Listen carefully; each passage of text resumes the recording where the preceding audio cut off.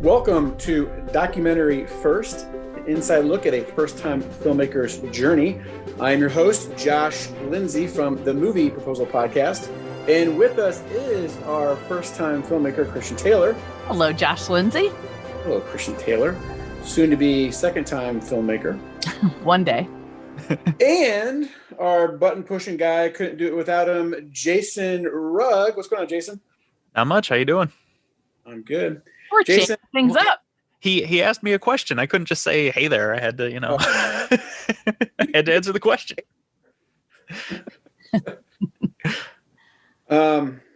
Jason. Yeah? I'm concerned about you, man. Why? Well, I feel like COVID's getting you down, man. I feel like isolation's bringing you down.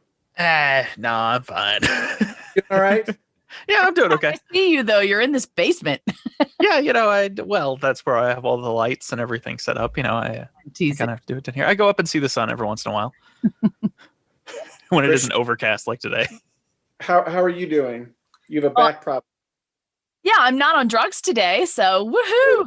That's great news. I haven't really had anything other than a leave for a few days now, so that's nice. I'm feeling a little bit better this week in terms of getting work done and having a clearer head. And I'm spending a lot of time working on stuff for The Girl Who Wore Freedom to, again, get it ready for distribution. And we can talk about, what that means and what we're exactly doing. But also because Hunter's here, and because, following up on our last week's conversation with Mark McLean about, the business side of things, we've been having lots of conversations about the next thing. So there's been a lot of that. And my brain, in a lot of ways, is really in a kerfuffle. I had this weird thing happen this week. I don't know if Lindsay can understand it, but I'll try to explain it. So, you asking me when what's the end of this podcast? I mean, when are you going to be no longer a first-time filmmaker? That really kind of stuck with me. Like, yeah, when am I no longer a first-time filmmaker? And then what happens next? And I feel like I am in that place of, okay, I've made a film. It's now in film festivals. It's only halfway through its festival run, though. We still have 6 months left of this festival run if we hope to get distribution and release by D-Day next year.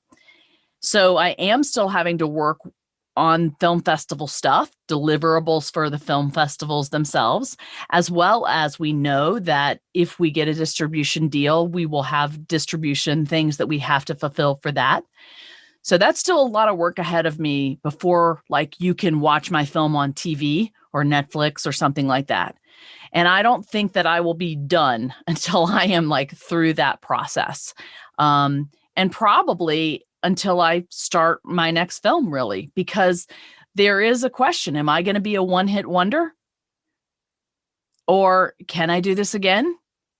There's a lot of doubt that has crept in that I thought wouldn't be there after I made something that was successful. Because then you think, was that a fluke? Can I really do that again? Was it just the story? And how do I do that? And do I want to do that? It was really, really hard. How do these, filmmakers who've got 3 and 4 films going at the same time, how are they doing that? Anyway, so there's been a lot of that thinking going on. And as you know, our industry right now, so this date is December 16th, 2020. We're still in the middle of COVID. Yes, a vaccine came out this week, but I don't think that's going to change a ton through next year. We're still going to be battling, stuff and having to wear masks and social distancing.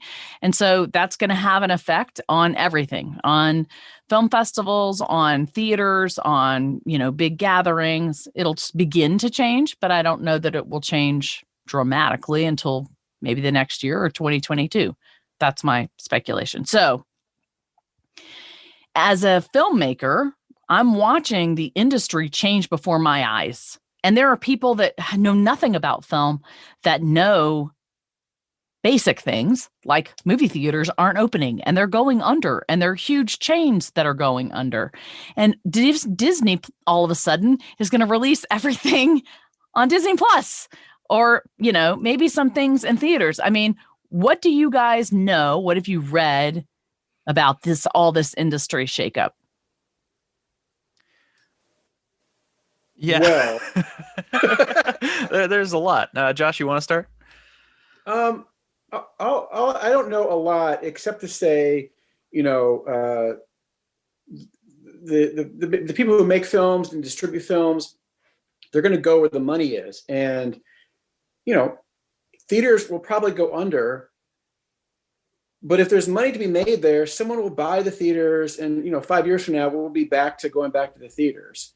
If that's the case, which I'm of the mindset personally that we will go back to quote a more quote normal, what we used to, going out to concerts, going to movies, things like that, traveling again. Maybe not in 2021, but I really believe in the next 2 or 3 or 5 years. And if there's money to be made there in movie theaters, we'll be going back to the movie theaters. That's just the way it is. I think streaming is new and people are taking advantage of it, but no one knows what the pitfalls are. No one knows what happens when it gets too much, and if people get bored with it after a while. Getting stuck in their basement watching stuff. Who knows what's going to come, but it'll be wherever the money is. And so I tend to think people will want to get out again and go to theaters eventually. And I personally, I would imagine these big companies aren't.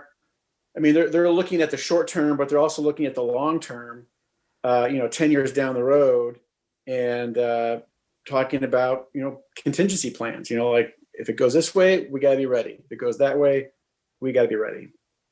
And just speaking strictly of movie theaters, there's also the change this year now where studios can now own movie theaters again. That's something that they haven't been able to do since the 30s.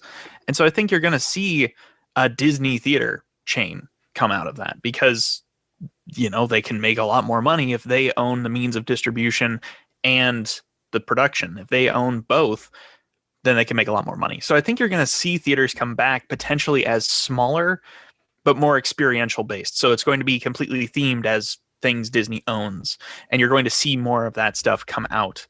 I don't know necessarily if we're going to see that with like Warner Brothers, who's deciding we're going to put our entire 2021 slate on HBO Max. That's a pretty big decision that they made to just dump everything on there. And, that might just be this year. That might just be next year. We don't know what the future holds. I don't think they know what the future holds. There's been a lot of pushback from creators on that. Christopher Nolan came out and was like, I don't want to work with Warner Brothers anymore. I went to bed thinking I worked with the best movie studio out there, and I woke up working for the worst streamer. And it's like, he doesn't really work for Warner Brothers, but his partnership with them, I'm not sure if he has an overall deal with them or whatnot. But I think it's interesting because with streaming, have either of you heard of Tubi? Do you know what Tubi is? Yes, but go ahead. Okay. So there's the difference between SVOD and AVOD. And SVOD is subscription video on demand. That's Netflix, Disney Plus, HBO Max. Tubi is AVOD. They're advertisement video on demand. You watch ads in between or in the middle of content. And so Tubi, I believe, is now owned by Fox. And Fox is projecting that Tubi, within the next year, is going to be more profitable than the Fox cable channel. Like the Fox normal distribution channel, Fox, Tubi will be more profitable. And so as you see the streaming war happen, you're going to see a lot more people migrate to the free streaming, the stuff where, hey, I can watch that movie. I just have to watch it with ads, but I can watch it for free. Because that's what broadcast was, right? Broadcast was supposed to be, you get cable, or you get shows and movies and things, but you have to watch ads in between. That's how it's paid for. But then it kind of crept into cable as well. Now there's only like 3 channels that don't have ads that you pay for. So I think you're going to see like Crackle has almost doubled in the last year, and they're doing great. And I think Chicken Soup for the Soul Entertainment owns them, and they're doing phenomenal. And no one had any idea. Like Sony owned them and sold them last year because they didn't want to do with anything with Crackle anymore. I think they still own a good part of it, but now Chicken Soup for the Soul manages it. So there's all these different pieces that everyone's shuffling around and no one knows where it's going because they don't know what the consumer wants yet. Because we're all going to get fed up with paying $15 a month or $20 a month to watch this stuff. And eventually it's going to cost more than cable to just have 3 streaming services. So brings me to the discussions and the research that my team has been doing for the last 3 weeks. As I'm sitting here trying to figure out, I have this slate of films that I'm interested in making. And I know that I do not want to do it the way that I did it, that I did The Girl Who Wore Freedom. I don't even think it's possible anymore to do it the way I did it with The Girl Who Wore Freedom. So I want to do it in a new and different way. And as I'm looking at this total industry shakeup, and I'm having to, sort of project out, okay, look, I'm 54 years old. For a lot of first-time filmmakers are a lot younger than I am, and so their situation is different. But I'm looking at, how much work time I have ahead of me, and how is the industry going to change during that time? And if I want to get started quickly and make films quickly, what's the solution to this? And it all comes down, Hunter with his, snappy little business degree, that's what he keeps coming back to. It's going to be where the money is. And in the end, the viewer is going to decide. The viewer is going to decide what they want and where they want to watch it. And so what's been interesting, as Hunter has access to Ibis World, which does all of this research into industry stuff. And so he and a few people on our team are digging into what the film industry, the entertainment industry, the distribution platform, all of that looks like. And so they've looked at the data, and it's recent data, and their projections are that the way that it's done now is on the decline within the next 10 years. The whole distribution model, the way that it's set up now, the way that we think about how films it's dying. And so, and as Hunter was reading that to me, it reminded me of the voiceover industry when I first got in. When I first got in, there were all these gatekeepers. You were a voiceover person, and in order to get any jobs, you had to have an agent, and that was really hard. And then you had to get into, the union, and then you're dealing with to get a job. You had to get an agent who sent you an audition from an ad agency. So it went from Procter and Gamble to the ad agency to the agent to the talent to the recording studio, and all of that was pre-digital. So once the digital age came in, and all of a sudden people realized that they could do things on their own, smart entrepreneurial voiceover people thought, I'll build a studio in my house and I'll just, be a lot cheaper than the recording studio. So the recording studios were the first ones to get cut out. Then you had the talent agents being squeezed out. Then, and now the talent person had to learn it all, the engineering, the acting part of it, the tech part of it, of delivering it, the knowing all of the equipment. And so what happened was Procter and Gamble then comes straight to me. But now through a tech service, usually, and there's tons of them out there. Voice Jungle, Voice Realm, Voice Bunny, Voice Owl, Voice 123, voiceover.com. And they're all super cheap jobs. And so it's saved all of the big buyers lots of money. Who's making the money? Not the agents, not the recording studios, and oftentimes not the talent. It's bottom basement that they're paying the talent. It's all of those, people that figured out the future of the voiceover thing and how to make money. So it's all those little tech companies that figured out how to deliver cheap stuff to the, big buyers. So I see a similar thing happening now where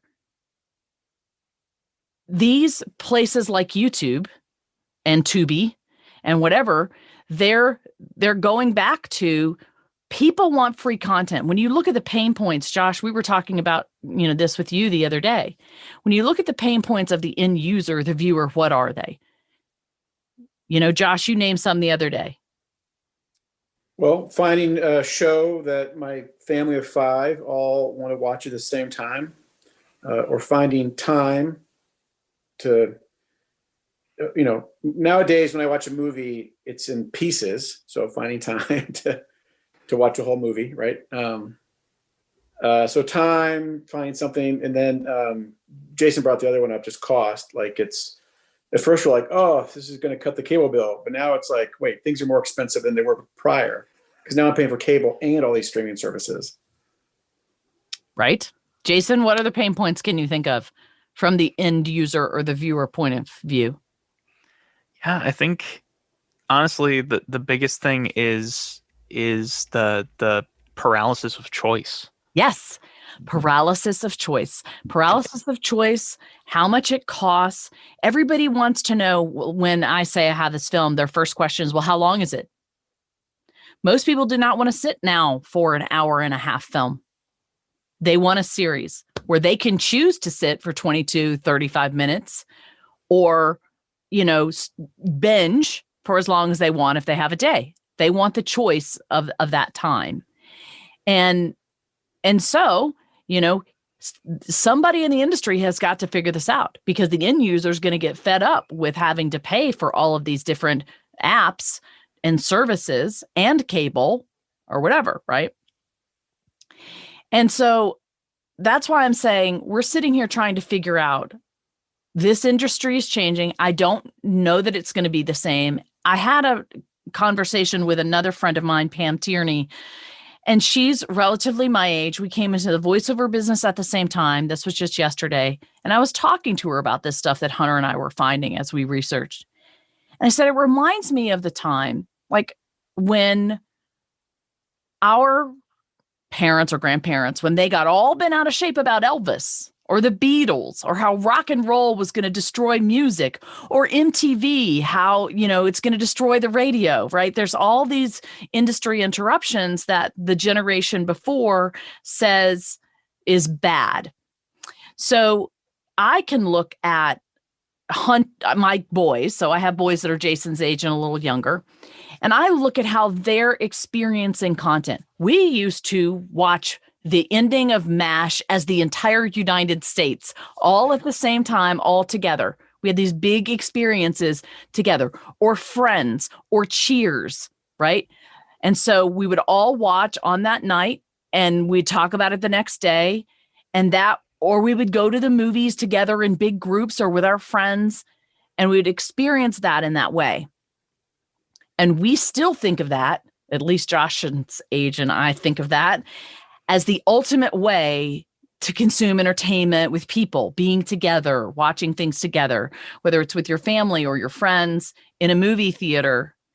But as I watch these younger kids, they're still sharing experiences like that together. It just looks very differently. It's usually on their phones. They're sharing TikTok videos. They're sharing YouTube videos. They're sharing memes. They're passing them around. They're doing, it's all on their phone. And they're all saying, hey, did you watch this? They watch it together. They talk about it. Or one of them gets hooked on a series on Netflix, like my boys were hooked on How I Met Your Mother, the oldest one. Then he introduced to the next one, and then introduced to the next one. And now they're all watching them together and quoting the different lines. So the way that my generation enjoyed entertainment and shareability is very different than what's happening in the generations below us. And I'm noticing that for the first time, that I used to look down on that with the kids. And I still think it's bad. Like, I still think it's a better experience to go to the movie theater with your friends and have this night out and be with people. But the question is, who determines at the end of the day what that experience and what that shareability is going to be like? The buyer, whoever's going to pay for that. So who's fading out and who's coming in? That's the other question. It is going to be Jason's generation and younger and how they're used to consuming entertainment and what they're willing to pay for and how much money they have. Yeah, that's the interesting thing, that all those things you listed, every single one of them is free. Right. YouTube, memes, TikTok, all that's free. Right. And, you had Quibi come along and try to make short form content that people had to pay for, and they couldn't share it with their friends. They kind of just had to say, hey, did you watch that thing? And it blew up. It didn't work. And it's because my generation is used to short form stuff is free. That's just on YouTube. Why would I pay for that? Right. That's the conclusion we're coming to. But eventually, Jason's generation, I imagine, will be getting married, having kids, jobs, mortgages, things like that. And, part of going to the movies is get out of the house.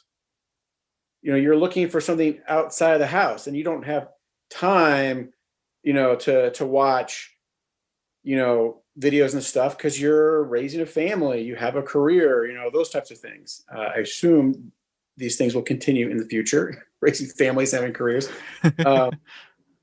And if that's the case, then they're going to go to different things. I mean, I don't think it's going to be like that forever. I mean, I used to love Saturday morning cartoons. I'm not interested in Saturday morning cartoons anymore, right? I'm at a different stage of life, that changed for me. And I imagine it will change for the younger generation as they get older. Right. Exactly. It is going to change. And we don't have any idea what it will be like when Jason is married and has kids. But we do know that technology will continue to move along. We do know that free is in. We do know that people are getting super tired of having too many things to choose from and too much to pay for. And the question's going to be, do I think movie theaters will go away forever? No, I don't. Do I think the pendulum will swing back to where we will have, things that we want to go to? I don't think concerts are ever going anywhere. But the question becomes the financial viability of those things. But even before COVID, theaters were having trouble, and theaters were then putting in different seats. They were putting in, they were partnering with bowling alleys and other stuff just to survive. They were becoming entertainment venues. So yeah, the theater that I grew up going to, they declared bankruptcy in January, and then they got completely they were like, we're still going to operate, we're still going to be fine, and every single one of that chain is now gone as of when we're recording this in December. Every single one. By the summer, they were all gone. Right. And so then you think about the math of that. If Hollywood is saying, for the next year, Warner Brothers is going to put everything on streaming, what's that going to do, for the market? Here's the other weird thing. This is another thing Hunter pointed out to me that really I still can't get my mind around. He's very against these gatekeepers and these intellects and experts that say, this is what's good. Starting with the Academy, right? The Academy says, this is good, this is worthy, this is what should get an Oscar. It's the same thing at the film festivals. There's all these gatekeepers of who decides what's good stuff. Well, in the end, who really decides? Who really decides what has the most value? It's the end user. It's the viewer. And oftentimes movies that don't win Oscars or that the Academy doesn't, they're the ones that make a ton of money. And so this year, up until this year, you could not have your film online and qualify for the Oscars. Well, now that's changing, and that's going to change. I mean, they were going to say it was just this year. Well, all next year, film festivals are already saying, because we're in some for next year, that they're all going to be online. They're going to be a hybrid or online model. And I predict that's going to continue going forward. If you had to ask me, because I'm looking at the festivals realizing, I'm in the middle of it. I'm watching them realize, oh my gosh, we can get people to come to our local event, but we can get a lot more money if we make the streaming available worldwide. And that makes the filmmaker say, oh, more people watch my film. Maybe I'll get distribution or whatever. So there is just such a huge shakeup that it is impossible at this moment to know what it will be like. But if you're in my position who wants to make films, I have a limited time left in my career. If I don't die tomorrow, I have to make some decisions about how I'm going to choose to think about my business going forward. Think about how I'm going to make movies going forward. Think about how I'm going to distribute my movies going forward. In our business right now, distributors are the gatekeepers. So with all that said, it's making me think of one specific avenue that we haven't talked about that is a little bit unorthodox, and I'm not sure if it works for this model, but it might be worth discussing, would be Patreon.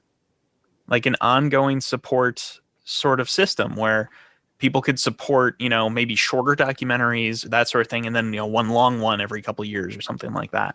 I wonder if you could go that route. Yeah, I mean, it's one thing we have been kicking around, particularly as we watch what happens with the Phil Vischer podcast, which we're intimately aware of.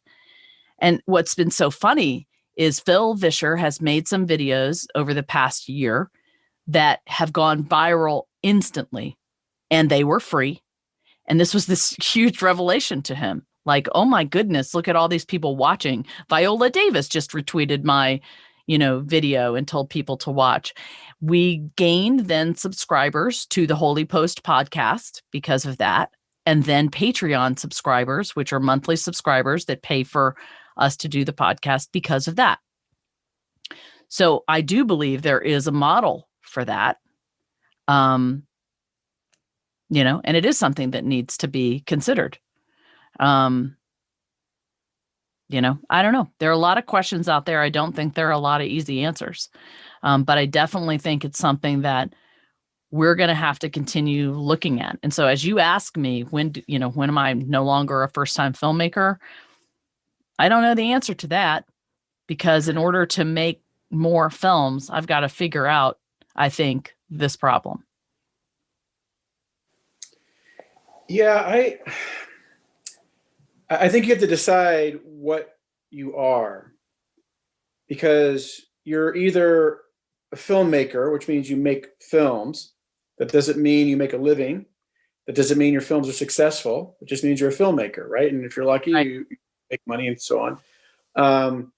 But then in the same conversation, you're talking about having income and regular salary, and where do you raise that support, and what should you make, and that sounds like a different thing.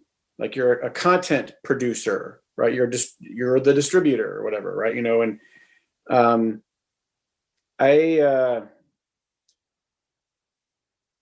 Because earlier on you're talking about how do we support ourselves. In my world, in my current career, with the I'm self-employed. I don't have a boss, but I did not create this company. It's basically a company within a company, and I started part-time. And it was designed that way because we're like, look, starting a business is hard. It's expensive. It takes time. You better have another source of income while you're pursuing this new business opportunity. And that's how it worked out. And that's how it's worked out for most people, where it's like, you better be married to someone that's got an income. You better have another income, because putting food on the table, starting a business is really, really hard. And if you make it, or if you don't make it, well, you still get your day job, or your spouse still has a job or whatever, right? But if you do make it, then you can transition. And so when I hear you speaking, I don't know. I don't know. I think you have to decide what it is you want, and then pursue that despite income necessarily. Yeah, and I mean that is, you're right. And I think every filmmaker has to make that decision. It's the same way as every voice actor has to make the same decision. I learned this lesson in the first business I created, and I tell this, like I was coaching new voice people that wanted to get into the business. Look, you're not going to be able to make money, everybody wants to do voiceover as a living. You can't do that. It's like any other business. You have to have income to get started, and you're going to have to work your tail off in order to build that business. And it's 3 to 5 years before you're profitable. Same as any other business. And with the films, for the indie filmmaker, the question always is the same thing. How do I make these films? How do I pay for these films? And what do I want to do with these films? Do I want to be a hobbyist that just makes films? But then what are you going to do with them? Where are you going to put them? Who is going to see them? Or, do you want people to see your work? Do you want people to hear your stories? I mean, Nicole Bernardi-Reese was on a long time ago, and she always asks the filmmakers that, well, what do you want from this? Do you want experience? Do you want to sell this? Do you want to change something with this film? And I just know in the independent film world, making films is getting cheaper for sure, but it's still expensive. And if you want to go the self-funding route or the donation route, it takes a lot of time. And yes, you have to have some other source of income while you're doing that. And that's the way it's been done in the past. Most independent filmmakers have a regular full-time job, and they do this on the side when they can. But a lot of them that I've talked to, their dream is to just continue making films. And what I've watched voiceover actors do, and I've watched actually actors do, and I've watched other filmmakers do, is they are running that rabbit wheel, thinking that eventually something will hit and I'll be able to do it full time. And I'm sitting here saying, I'm sitting here with that same question. Do I want to make another film? Do I want to do it with donations? Do I want to have investors where I have to owe them stuff that I don't know that I can promise at this stage? Yeah, there's many things think of is the actress who played Pam Beasley on The Office. I forget the name. Jenna Fisher, I think. Yes. I actually went to college with her. I might have met her once. I don't remember, but we were at the school at the same time. Anyway, it doesn't matter. She wrote a book it's like a survival's guide to being an actor in Hollywood. And there's a story in there where she, I don't know how many years it was, but it was years, like 7, 8, 9 years, something like that. She went to where nothing. I mean, nothing was happening, and she's broke. And year after year, and she went to her agent and said, I'm going to give it another 6 months. I can't take this anymore. And they got in her face, and it's like, I'm sorry, did you want to be an actor? And she's like, well, yeah. I was like, well, this is it. You're doing it. Like, you don't stop. Like, are you here for the money, or are you here to be an actor? It's like, well, I want to be an actor. Like, okay, you're doing it. And it's like, kind of too bad, like, this is hard.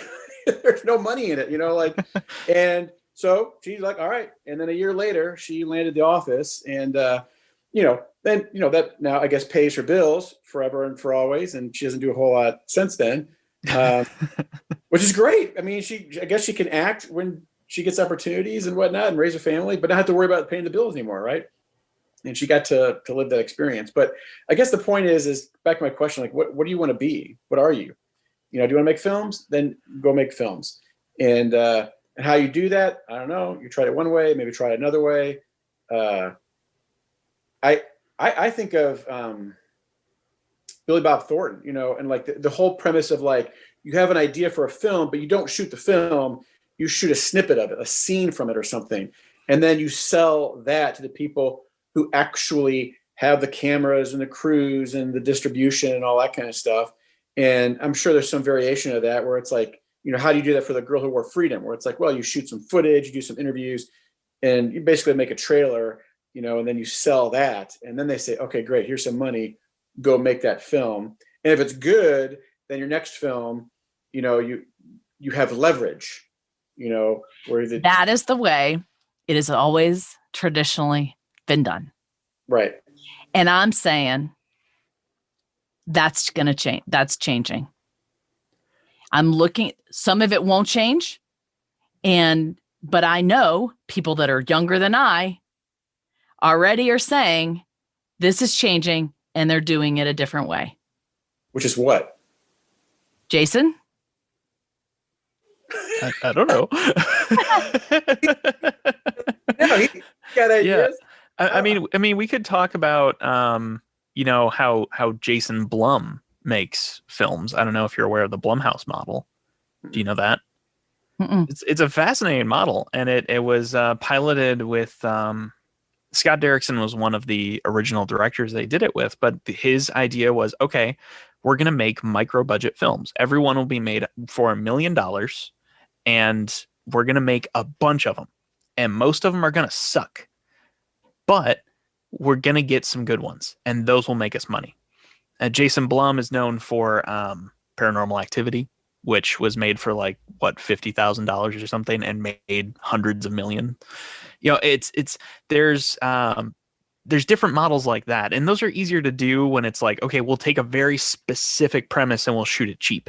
Documentary filmmaking is not all that easy to do that way. So the Jason Blum model, well, really cool and interesting, and no one else really does it. It's kind of specific to how they do it. A lot of what they make are horror movies because you can make horror movies. Well, and they pay off. Yeah. That's the cash cow. Well, and then you have things like The Chosen. The Chosen is a whole new way of making and financing, a series. So, I mean, I think we could talk about this till the cows come home, and I'm sure people are probably bored of listening to us speculate. But I do think 5 years from now, this podcast will be interesting in the sense of what did actually happen when we're sitting here trying to figure it out. Because I think, that's just what I'm asking myself, Josh. I'm asking myself that question. I think it'll be someone, like, no one knows, obviously, but someone's just going to do something and it's going to land, it's going to stick, it's going to make money. And people are going to go to that person and be like, oh, you knew, how'd you know? Like, now we're going to copy that person. And that person didn't know. They just went out, and they were usually, because they're handcuffed, right? They have limited funds, they have limited resources, and they're forced to do something in a unique way that leads to an opportunity of a discovery of a new way to do something. And my guess is that's how it's going to be. Someone's going to just stumble across something. And so I think you just got to do what it is try and do what it is you love. What do you want to do? Try that. And then you might be the one to stumble across the new way to do it.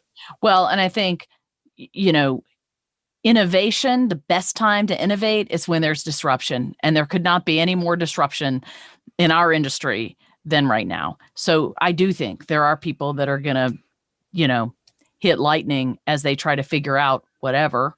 But the other thing is, you said something early on, Josh, that I also think rings true, which is the Hollywood is sitting there going, we got to hedge our bets.